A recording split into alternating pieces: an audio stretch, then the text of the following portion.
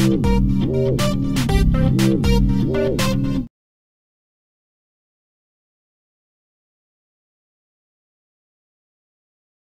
to the podium, speak your name and address, and that 5 minutes. The clock is right up there in front of you.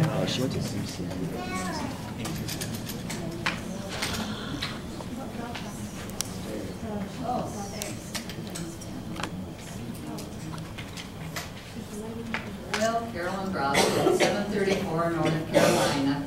I just thought this was a good opportunity for me to just kind of say a few things that have been on my mind. First of all, I love the fact that I got to come to a council meeting and somebody answered my question. That was the best thing that ever happened. Proves that chaos doesn't always happen, and we can have that kind of thing so we get an answer right away, which of course is the second thing. I hope that will continue.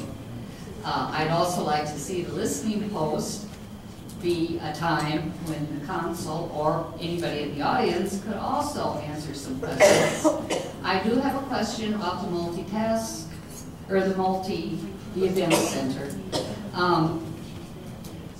And I did broach this subject before, but that was at the beginning of the council meeting, and I have never gotten an answer. I read the article. I'm not opposed to it. I don't have an opinion because I don't have any facts yet. And that's what I've been after. Yeah, I read the article in the Globe Gazette, so I know the things that they're thinking about, but we see the fairgrounds who are now paying back their debt, working hard to succeed. Where does that fit in? I just want to know what the committee is looking at for having it there, or what the council, somebody's thinking about, and whether that's going to be a conflict in our community. Because I don't think we should try to be in competition with performing arts, community theater, Stebbins Theater, or certainly the hockey. You know, I don't play hockey, I'm not a hockey fan, and obviously don't have any children or grandchildren there. But, so I'm not opposed to your having a new one, that's great, but work it out with fairgrounds first. And let's not let them down. In the meantime, when we have the listening posts, which is the other part of my thing, it goes in with all the rest of it. To me, a listening post says that it's going to work two ways. You listen to me, and then I listen to you.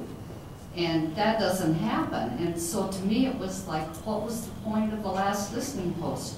I don't have any more answers today than I had then. So I just wish we could change a few things. Thanks. Thank you, Ms. Brosnan.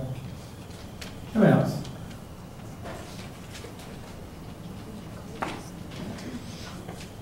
Hello, I'm Vicki Lau. I live at 602 South Jersey, and I have a safety concern on Highway 122 where it splits one way going east and one way going west.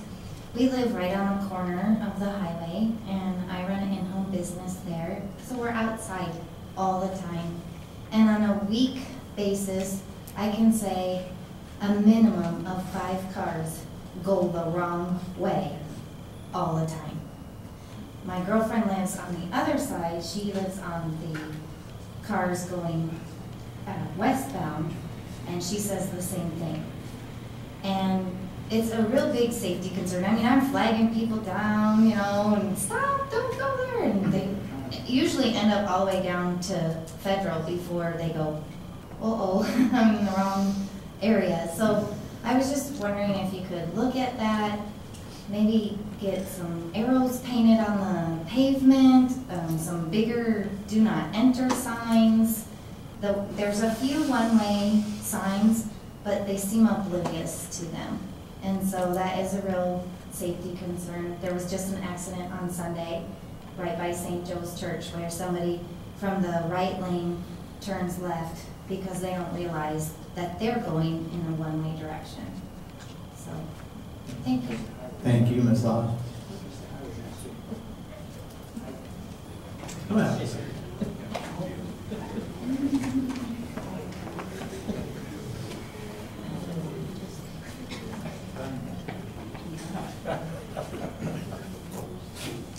Good evening. My name is Tip Piper. Live at 2305 21st Street Southwest. I also own the property at 2303 21st Street Southwest, where my mother resides. I'm here tonight to ask the City Council's help in resolving an issue I have with the street department. We have an apple tree on our property that I came home approximately 2 weeks ago to find white X's on, which I realize means that tree is scheduled to be cut down. A few months ago, I asked for a stop sign to be placed at our intersection to make it a bit safer. I can't help but feel maybe the two are somewhat related. Maybe I'm wrong. I hope so, but it's a feeling I have. We've lived in West Haven. My mother's lived there for well over 70 years. I've lived there my entire life. 70-some years ago, an industrious bird or squirrel planted a seed that sprouted, took root, flourished, and became this apple tree. To us, it's a heritage tree. The apples from that tree we use in a traditional Thanksgiving and Christmas pie. Ever since it's bearing fruit, we've harvested it. We trim the tree along with any other trees on the city parking. We don't ask the city to do that. We take care of any storm damage from not only our trees as well as the city trees. So I guess we're asking for a little help in return. My mother is currently in a nursing home recovering from a medical condition. If that tree is gone, when she comes home, I'm sure it's going to upset her. She's not going to stand in her kitchen window, look out at that tree in springtime, see the blossoms, smell of the blossoms. And we have generations of family that have grown up with the tree, climbed the tree, picked apples from the tree. When I contacted the street department, I was told the tree was slated to be removed because it was, one, dying, which I have to disagree with. The tree still produces apples yearly. It has new growth. It does have some storm damage. The storm of '91 was not kind to the tree, but it still thrives yet today, this far down the road. So the tree is obviously not dying. I was then told it was part of a concern for blocking the view for the intersection. I also do not agree with that.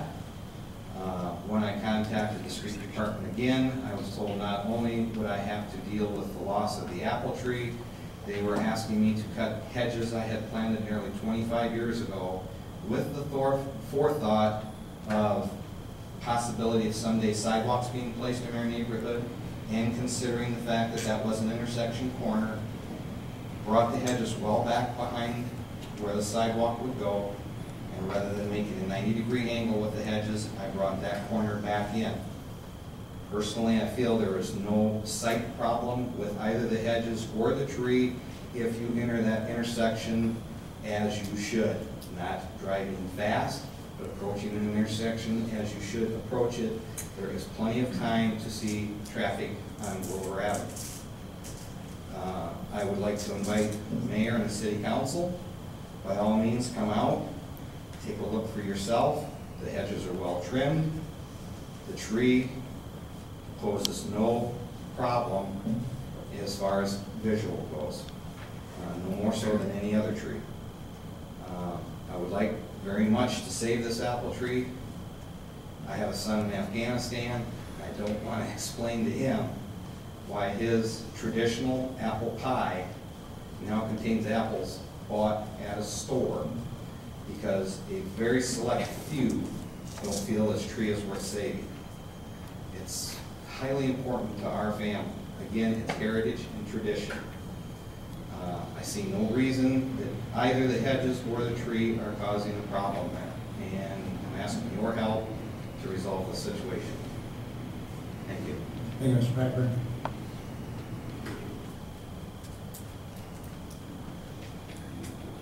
Comments?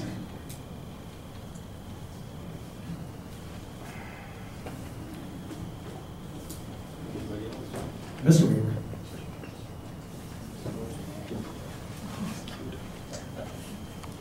Thank you. Max Weaver, 31720 Southeast. You know, even though we're elected, we're still citizens of the community, and I'm still a citizen of the community. I'll come out, Mr. Piper, and look at your issue, and I'll be glad to meet with you. And good luck to your son over in Afghanistan. Appreciate all he's doing.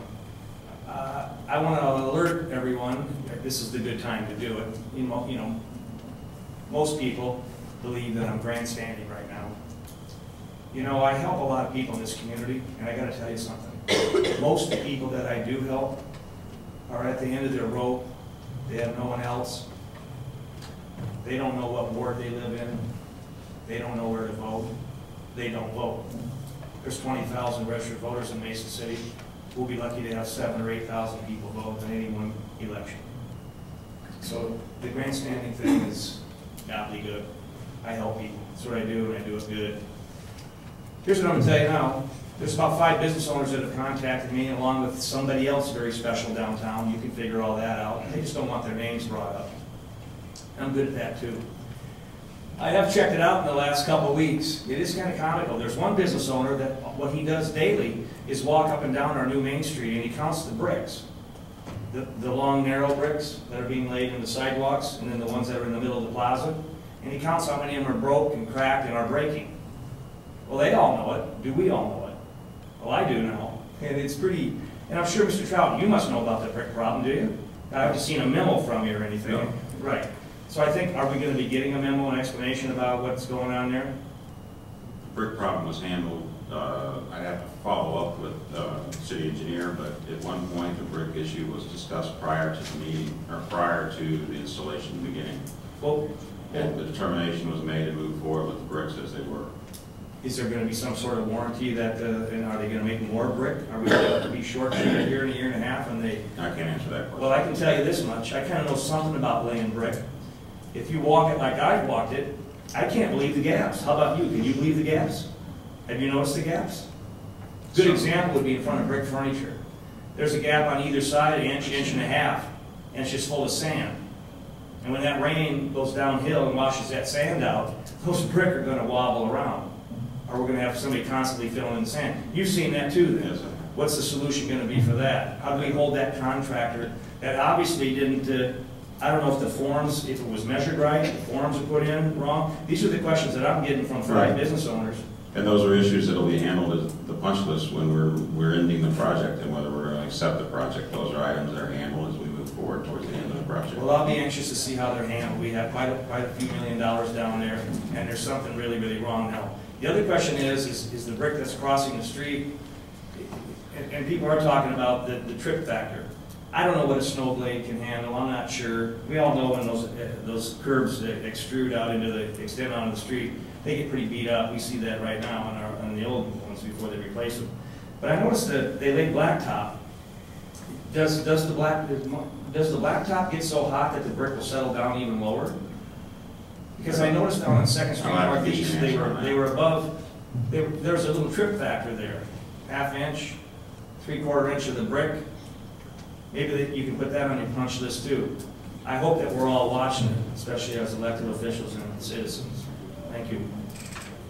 Thank you, Ms. Reardon. Yes. All right. Seeing none, we're adjourned. Thank you, folks.